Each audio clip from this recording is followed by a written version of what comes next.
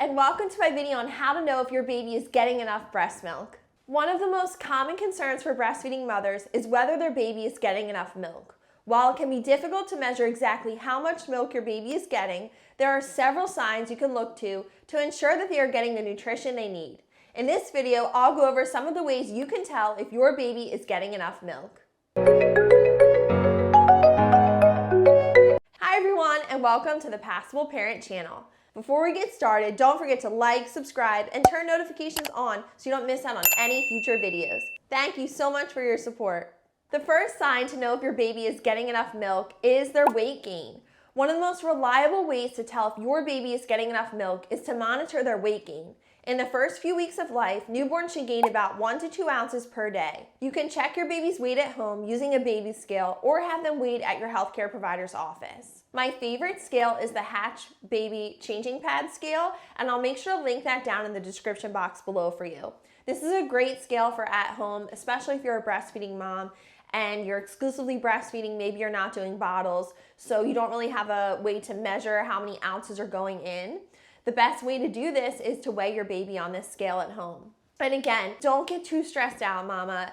Talk to your pediatrician if you have any concerns. They're gonna be the best person to tell you if you should be concerned or not. It can be very typical for your newborn baby to lose some weight initially. Usually we'd like to see them back up to their birth weight or beyond after their first 2 weeks of life, but this is totally normal if you bring baby home from the hospital and they start to lose some weight. Sign number 2 is wet and dirty diapers.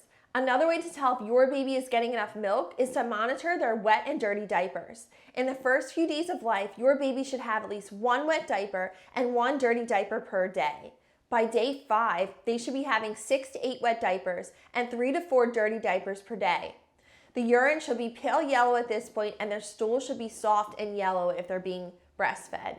And I also made this graphic for you, which I'll put up on the screen now. And you can find this graphic also on my Instagram page if you want to go to Passable Parent on Instagram. And this is just to help you keep track of what your baby's wet and dirty diapers should look like in terms of color and how many should be happening per day for the first days home from the hospital. So make sure you can refer to this graphic, save it, pin it on your Instagram, so that way you have it and you can keep track those beginning days at home.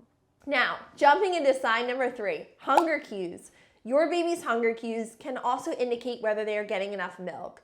You're gonna wanna look for signs of hunger like rooting, sucking on their hands, or smacking their lips. If your baby seems content and satisfied after a feeding, they are likely getting enough milk.